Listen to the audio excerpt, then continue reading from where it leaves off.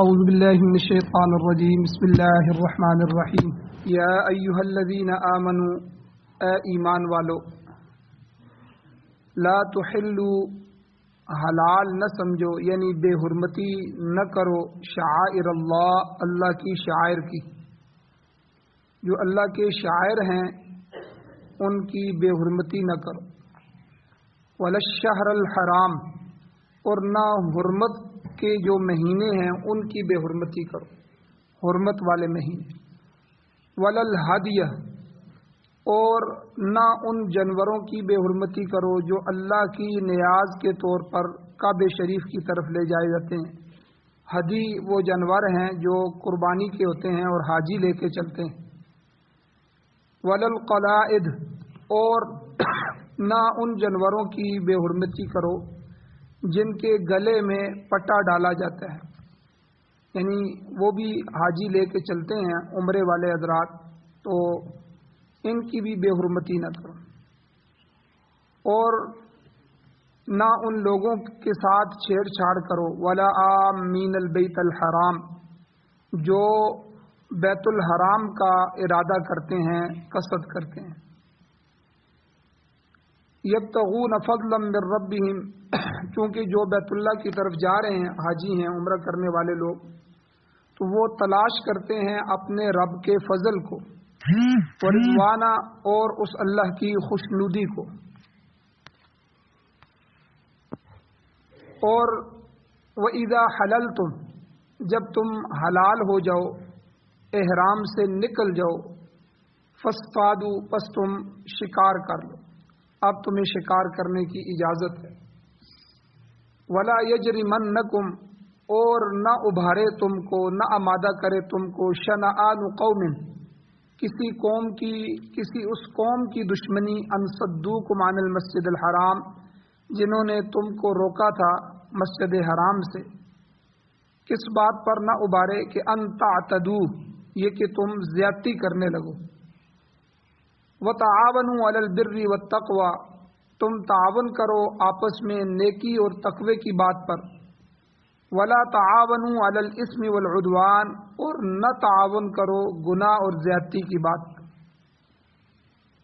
واتقوا اللہ اور تم اللہ سے ڈرو، ان اللہ شدید العقاب بے شک اللہ تعالی سخت عذاب دینے والا ہے، سخت پکڑنے والا ہے۔ سورۃ المائدہ قرآن مجید کی 5ویں سورت ہے، اس کی آیت نمبر 2 آپ کے سامنے تلاوت ہوئی ہے، آپ نے اس کا ترجمہ سنا۔ سب سے پہلے ربط آیات ہیں۔ سورت کی ابتدا میں اس سے پہلی آیت جو پیچھے بیان ہوئی، اس میں اللہ تعالیٰ نے ایفائے عہد کا ذکر فرمایا، وعدوں کو پورا کرنے۔ یا ایھا الذین آمنوا اوفوا بالعقود اے ایمان والو وعدوں کو پورا کرو، کیونکہ اجتماعی زندگی میں جب انسان اکٹھے رہ رہے ہوتے ہیں، برادریاں، خاندان، گھر، معاشرہ، تو انسانیت کی فلاح اور کامیابی کا دار و مدار اسی پہ کہ انسان اپنی زبان کی حفاظت کرے، جو بات کر دے اس پہ پکا ہو جائے، جو وعدہ کرے اس وعدے کو پورا کرے، کیونکہ معاشرے کے اندر اگر انسان اس طرح جھوٹ بولتا رہے گا، ہر ایک کے ساتھ وعدے کو پورا نہیں کرے گا، تو معاشرہ خراب ہو جائے گا اور معاملات خراب ہو جائیں گے۔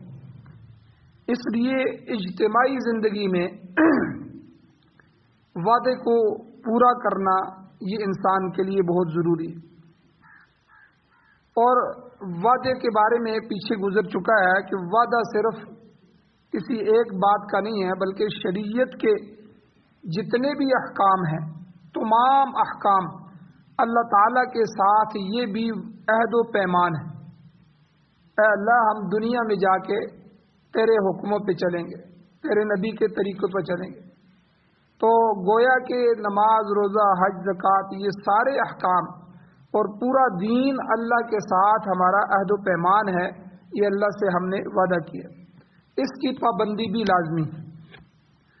اور پھر دوسرے نمبر پر اللہ تعالیٰ نے حلت اور حرمت کے مسائل بیان فرمائے، فلاں چیز تمہارے لیے حلال ہے، فلاں حرام ہے، تو ان حلال اور حرام کی تمیز بھی ضروری ہے، کیونکہ اللہ نے ان کے مسائل بیان فرمائے اور فرما دیا کہ تمہارے لیے بہیمۃ الانعام یعنی چوپائے، چار پاؤں والے چوپائے جو ہیں یہ تمہارے لیے حلال قرار دیے گئے، اور پھر جو جانور حرام ہیں اللہ نے فرمایا ان کے علاوہ وہ حرام ہیں ما یتلا علیکم، جو آگے تمہارے اوپر تلاوت کیے جائیں گے، آگے آیتوں میں آ رہے ہیں کہ کون کون سے جانور تمہارے لیے حرام ہے، اور ان کی تفصیل بھی پیچھے گزر چکی۔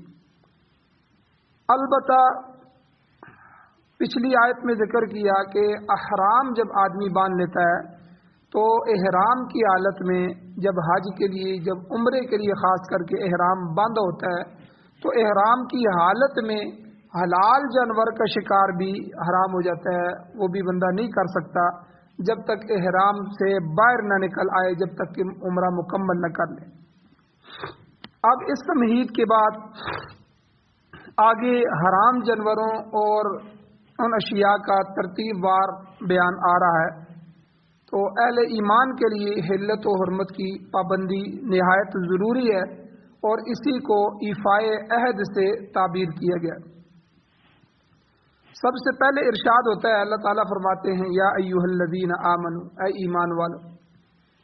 میں نے پہلے بھی ذکر کیا تھا کہ جب اللہ تعالیٰ مجھے آپ کو، ایمان والوں کو، مسلمان کو حکم دینا چاہتے ہیں تو اللہ تعالیٰ سب سے قیمتی چیز اللہ کے ہاں ایمان ہے، اور دنیا میں سب سے قیمتی چیز نہ دولت، نہ عہدہ، نہ شہرت، نہ حکومت، نہ وزارت، تو کوئی چیز بھی قیمتی نہیں ہے، بلکہ سب سے قیمتی چیز یہ ہے کہ اللہ جیسے ایمان کی دولت عطا فرما دے۔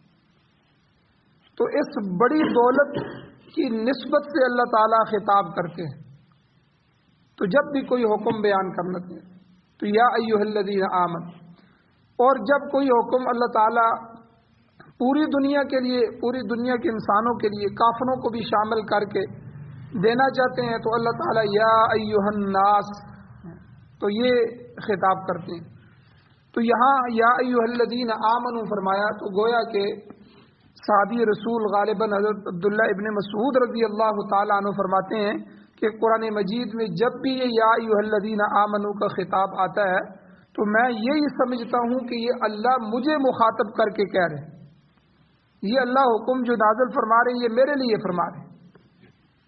تو یہاں بھی اللہ نے فرمایا اے ایمان والو، آگے حکم دیا لا تحلوا شعائر اللہ، اللہ کے شعائر کی بے حرمتی نہ کرو، ان کو حلال نہ سمجھو۔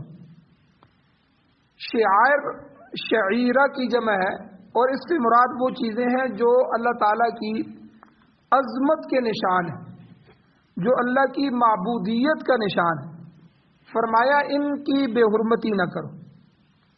شعائر اللہ کا احترام یہ ملت ابراہیمی کا ایک ضروری حکم ہے، اور ہمارے دین کا بھی ایک ضروری جز ہے۔ دین کے دیگر بھی بہت سارے اہم اصول ہیں، مثلا اللہ تعالیٰ کی وحدانیت پر ایمان لانا، اور اسی طرح اقامت صلاۃ ہے، بار بار اللہ نے قرآن فرمایا یقیمون الصلاۃ یقیمون الصلاۃ، نماز کو قائم کرو، اور اسی طرح مصیبت میں صبر کرنا، ایک بندے پر مشکل آ جائے، مصیبت آ جائے تو اللہ کا حکم یہ ہے کہ اس میں صبر کرو، واویلا نہ کرو، شور نہ کرو، ایک دوسرے کو دکھاؤ نہیں، تو مصیبت پر صبر کرنا، یا ایھا الذین آمنوا اصبروا وصابروا ورابطوا، اے ایمان والو صبر کرو، اور اسی طرح شکر، صبر کے ساتھ شکر، اللہ تعالیٰ کی جو نعمتیں اللہ نے ہمیں عطا فرمائی ہیں، جوانی اللہ نے ہمیں عطا فرمائی ہے، اولاد اللہ نے ہمیں عطا فرمائی ہے، کاروبار اللہ نے ہمیں عطا فرمایا، تو جو نعمتیں بھی ہیں ان نعمتوں کو یاد رکھ کے اللہ کا شکر ادا کرنا۔ تو یہ سارے جو ہیں یہ تعظیم شعائر اللہ کے اندر آتے ہیں۔ تو یہ بھی ایک اہم اصول ہے۔ شعائر اللہ میں اور کون سی چیزیں آتی ہیں؟ حرم شریف جو ہے یہ شعائر اللہ میں آتا ہے، اللہ کا جو بیت اللہ شریف ہے وہ بھی شعائر اللہ میں آتا ہے۔ اسی طرح جو جمرات ہیں تو جمرات یہ بھی شعائر اللہ میں آتا ہے۔ صفا مروہ یہ بھی اللہ کے شعائر میں آتا ہے۔ اسی طرح قربانی کا جو حکم ہے یہ بھی اللہ کی طرف سے شعائر میں آتا ہے، شعائر اللہ میں۔ احرام اور احرام کی حالت جو ہے یہ بھی شعائر اللہ ہے۔ آذان کا ادب کیا جائے، آذان جو ہے یہ بھی شعائر اللہ میں، نماز بھی شعائر اللہ میں، اور شریعت کے تمام احکام جو ہیں وہ بھی شعائر اللہ میں داخل ہیں۔ بلکہ صفا مروہ کے متعلق تو اللہ تعالیٰ نے خصوصی طور پہ آگے فرمایا ان الصفا والمروۃ من شعائر اللہ، یعنی صفا اور مروہ وہ پہاڑیاں ہیں اللہ تعالیٰ کی نشانیوں میں سے۔ ان الصفا والمروۃ من شعائر اللہ، اللہ کے شعائر میں سے اللہ تعالیٰ نے ان سب کی تعظیم کا حکم دیا کہ ان سب کی تعظیم کرو۔ امام شاہ ولی اللہ محدث دہلوی رحمۃ اللہ علیہ فرماتے ہیں کہ یہ ساری چیزیں شعائر اللہ میں سے ہیں، لیکن 4 چیزیں اعظم من شعائر اللہ، شعائر اللہ میں سے سب سے زیادہ تعظیم والی۔ ان میں سے 4 چیزیں کون سی ہیں؟ ایک تو حضور صلی اللہ علیہ وسلم کی ذات مبارکہ، نبی صلی اللہ علیہ وسلم کی جو ذات مبارکہ ہے یہ اللہ کو بڑی محبوب ہے، اس لیے حضور کی توہین ناقابل برداشت۔ تو حضور علیہ السلام کی ذات مبارکہ، اس کے بعد قرآن کریم، اللہ کی کتاب قرآن مجید، یہ اللہ کی شعائر میں سے عظیم ترین شاعر ہے۔ اور اسی طرح بیت اللہ شریف، اللہ کا گھر بیت اللہ۔ اور چوتھے نمبر پر نماز، نماز کا حکم ہر جگہ دیا گیا اور ہر انداز سے اللہ نے حکم دیا۔ تو اس لیے یہ 4 چیزیں اعظم من شعائر اللہ، حضور علیہ السلام کی ذات مبارکہ، قرآن مجید، بیت اللہ شریف اور نماز۔ تو یہ سب سے بڑے نشان قدرت ہیں، اللہ کی قدرت کے نشان ہیں، ان کی تعظیم بہت زیادہ ضروری ہے۔ سورہ حج میں اللہ تعالیٰ کا فرمان ہے، سورہ حج میں اللہ فرماتے ہیں وَمَن يُعَظِّمْ شَعَائِرَ اللَّهِ فَإِنَّهَا مِن تَقْوَى الْقُلُوبِ، جو شخص اللہ کے شعائر کی تعظیم کرے گا تو اس کا مطلب یہ ہے کہ اس کے دل میں تقوی موجود ہے۔ یعنی وَمَن يُعَظِّمْ شَعَائِرَ اللَّهِ، جو اللہ کے شعائر کی تعظیم کرے گا، فَإِنَّهَا، پس بے شک یہ بات، یعنی یہ اللہ کے شعائر کی تعظیم کرنا، من تقوی القلوب، یہ دلوں کے تقوی میں سے ہے۔ تو جو آدمی تقوی سے خالی ہے تو اس سے تعظیم شعائر اللہ کی توقع نہیں کی جا سکتی۔ اب آپ دیکھیں کتنے لوگ ہیں جو قرآن مجید کی تعظیم کرتے ہیں، حضور علیہ الصلوۃ والسلام کے نام پہ مر مٹنے والے ہیں۔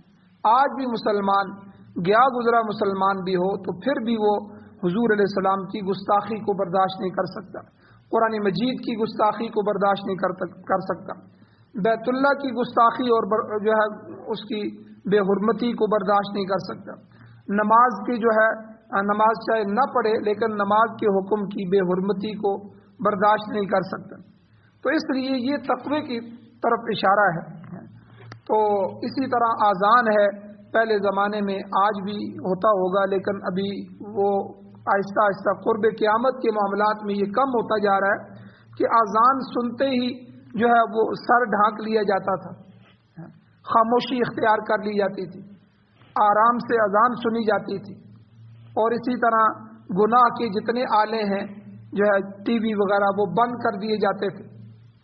تو ابھی آہستہ آہستہ امت کے دل سے، لوگوں کے دل سے ان شعائر کی تعظیم نکلتی جا رہی ہے۔ تو یہاں اللہ تعالیٰ نے حکم فرمایا یا ایھا الذین آمنوا، ایمان والو، لا تحلوا شعائر اللہ، اللہ کے شعائر کو حلال نہ سمجھو، ان کی بے حرمتی نہ کرو۔ اور میں نے اعظم من شعائر اللہ، جو ان سارے شعائر میں سے، سارے اللہ کے حکم اللہ کے شعائر میں شامل ہیں، لیکن ان میں سے جو 4 بڑے ہیں ان کی تفصیل بیان کر دی ہے کہ حضور علیہ السلام کی ذات، قرآن مجید، بیت اللہ اور نماز، ان میں سے تو کسی کی توہین بالکل ہی برداشت نہیں۔ تو آدمی ایمان والا ہو تو اس سے یہ توقع ہی نہیں کی جا سکتی کہ وہ اللہ کے شاعر کی تعظیم نہیں کرے۔ ایک حکم تو اللہ نے یہ دیا کہ لا تحلوا شعائر اللہ، اور پھر اللہ نے فرمایا کہ اللہ کے شاعر کی بے حرمتی نہ کرو، اور ولا الشہر الحرام، اور نہ حرمت والے مہینوں کی بے حرمتی کرو۔ اب حرمت والے مہینے یا ادب والے مہینے کتنے ہیں؟ وہ 4 مہینے ہیں۔ اللہ تعالیٰ نے سورہ توبہ میں فرمایا ہے کہ جس دن سے اللہ تعالیٰ نے آسمان اور زمین کو پیدا کیا ہے، ان عدت الشہور عند اللہ 12 شہرا، کہ جب سے اللہ تعالیٰ نے مہینوں کی تعداد رکھی ہے تو اللہ کے ہاں 12 شہرا، نزدیک اللہ کے 12 مہینے ہیں، مہینوں کی تعداد 12 ہیں۔ منہا 4 حرم، جن میں سے 4 مہینے حرمت والے، جن میں لڑائی کرنا، لڑنا جھگڑنا یہ جائز نہیں ہے، یہ محترم مہینے۔ اب ان محترم اور مکرم مہینوں کے نام قرآن مجید میں تو موجود نہیں ہے، تاہم حضور نبی کریم صلی اللہ علیہ وسلم نے ان کی وضاحت احادیث مبارکہ میں فرمائی۔ اور یہاں یہ بات بھی سمجھ لی جائے کہ پہلے بھی میں نے ذکر کیا تھا کہ قرآن مجید میں اللہ تعالیٰ نے اصول ذکر فرمائے، اصل اور اصول، ضابطہ اور احادیث مبارکہ اس کی تشریح۔ حضور علیہ السلام نے قرآن کے ایک ایک حکم کی تشریح فرمائی، جیسے قرآن مجید میں اللہ نے نماز کا حکم دیا، نماز پڑھو نماز پڑھو نماز پڑھو۔ اب نماز کیا ہے، کتنی نمازیں پڑھنی ہیں، دن میں کون کون سی نمازیں ہیں، ان کے نام کیا ہیں، پھر ان کے اندر فرائض کی تعداد کتنی ہے، پھر پڑھنا کس طرح ہے، اس میں تسبیحات کیا ہیں۔ تو یہ ساری چیزیں جو ہیں، نماز کی واجبات، فرائض، مکروہات، آداب، یہ ساری چیزیں حضور علیہ السلام نے تشریحاً بتائیں۔ تو اللہ کا قرآن ضابطے کی کتاب ہے، ہر چیز قرآن مجید میں ہے۔ آگے احادیث مبارکہ جو ہیں، حضور علیہ السلام کے ارشادات، حضور کے فرامین، یہ جو ہے تشریحات ہیں قرآن مجید۔ تو یہاں بھی اللہ تعالیٰ نے فرمایا کہ اللہ کے ہاں 12 مہینے ہیں، ان میں سے منہا 4 حرم۔ سورہ توبہ میں اللہ فرما رہے ہیں 4 مہینے ان 12 میں سے حرمت والے مہینے، مکرم مہینے۔ تو اب وہ 4 مہینے قرآن مجید میں ذکر نہیں کیے گئے، حضور نبی کریم صلی اللہ علیہ وسلم نے حدیث مبارکہ میں ان کی وضاحت فرمائی ہے کہ حضور نے فرمایا ان میں سے 1 مہینہ تو علیحدہ ہے اور 3 مہینے اکٹھے۔ وہ 1 مہینہ کون سا ہے؟ محرم، صفر، ربیع الاول، ربیع الثانی، جمادی الاول، جمادی الثانی، رجب، یہ 7واں مہینہ اسلامی مہینوں میں سے رجب جو ہے یہ علیحدہ ہے۔ رجب کے بعد شعبان، رمضان، شوال، ان کے علاوہ آگے پھر 3 اکٹھے ہیں، ذی-قعدہ، ذی الحج اور محرم۔ تو یہ 4 مہینے، رجب، ذی-قعدہ، ذی الحج اور محرم، یہ 4 اللہ کے نزدیک حرمت والے مہینے۔ ابراہیم علیہ السلام کی جو ملت ہے، ملت ابراہیمی، ان میں بھی یہی حکم ہے کہ ان متبرک مہینوں میں لڑائی کی ابتدا نہیں کرنی چاہیے۔ اگر کفار کی طرف سے، کافروں کی طرف سے ابتدا ہو جائے، وہ لڑائی شروع کر دیں، تو پھر آپ کے لیے دفاع کی اجازت ہے کہ آپ دفاعاً ان سے لڑ سکتے ہیں، آگے سے اپنی حفاظت کرتے ہوئے ان سے لڑائی کر سکتے ہیں، لیکن ابتدا جو ہے جنگ کی، جہاد کی، لڑائی کی، اس میں جائز نہیں۔ تو اس کے متعلق سورہ بقرہ میں موجود ہے، پیچھے گزر چکا ہے۔ اللہ تعالیٰ فرماتے ہیں یسألونک، اے میرے محبوب آپ سے آ کر یہ صحابہ سوال کرتے ہیں، عن الشہر الحرام، کہ حرمت والے مہینوں کے اندر قتال فیہ، قتال کے بارے میں، کیونکہ جب پہلے یہ حضرات مسلمان نہیں ہوئے تھے تو اس زمانے میں، شرک کے زمانے میں، یہ حرمت والے مہینوں کا ادب کرتے تھے۔ اب مسلمان ہو گئے ہیں تو اب ایمان کی حالت میں ان کے لیے کیا حکم ہے؟ تو آ کر یہ سوال کرتے ہیں، یسألونک عن الشہر الحرام قتال فیہ، کہ ان حرمت والے مہینوں میں حضور ہمارے لیے کیا حکم ہے، ہم لڑائی کر سکتے ہیں کہ نہیں کر سکتے؟ تو اللہ تعالیٰ نے جواب دیا قل، آپ ان کو فرما دیجئے قتال فیہ کبیر، کہ ان مہینوں میں لڑائی کرنا سخت گناہ کی بات۔ ہاں مگر کافروں نے چونکہ اس سے بھی بڑے گناہ کا ارتکاب کیا ہے کہ انہوں نے آ کر لڑائی شروع کر دی ہے، تو ان سے لڑائی کی اجازت ہے۔ تاہم حتی الامکان ان مہینوں میں جنگ سے گریز کیا جائے، جنگ سے بچا جائے، لڑائی سے بچا جائے۔ زمانہ جاہلیت میں ان مہینوں کا احترام کیا جاتا تھا اور خود کفار بھی کرتے تھے، ہتھیار اتار کے رکھ دیتے تھے کہ بھائی اب حرمت والے مہینے آ گئے ہیں، اب ہم نے لڑائی نہیں کرنی، کسی سے تعرض نہیں کرتے تھے، کسی سے چھیڑ چھاڑ نہیں کرتے تھے۔ البتہ بعض دفعہ بعض اوقات ایک اور برائی کا ارتکاب کرتے تھے ان مہینوں میں، کہ جسے نسی کہتے ہیں، نسی، جس کا ذکر سورہ توبہ میں موجود ہے۔ اللہ فرماتے ہیں انما النسیء زیادۃ فی الکفر، کہ کفار کے لیے نسی کا ارتکاب کرنا بہت بری بات ہے۔ نسی کسے کہتے ہیں؟ نسی یہ تھی کہ اگر وہ جنگ کر رہے ہیں، جنگ کرتے کرتے جنگ کے دوران کوئی حرمت والا مہینہ آ گیا تو جنگ بند نہیں کرتے تھے، جنگ جاری رکھتے تھے۔ اب اس مہینے کی بجائے کوئی دوسرا مہینہ از خود جو ہے وہ حرمت والا مقرر کر دیتے تھے، کہتے چلو یہ مہینہ ہم جنگ کر لیتے ہیں، اگلا مہینہ حرمت والا ہے یا فلاں مہینہ حرمت والا ہے۔ تو اللہ تعالیٰ نے اس بات سے منع فرمایا اور اس بات کی مذمت فرمائی۔ تو یہاں اللہ نے فرمایا مقصد یہ ہے کہ اللہ تعالیٰ کے مقرر کردہ جو ادب والے مہینے ہیں ان کا احترام ضروری ہے۔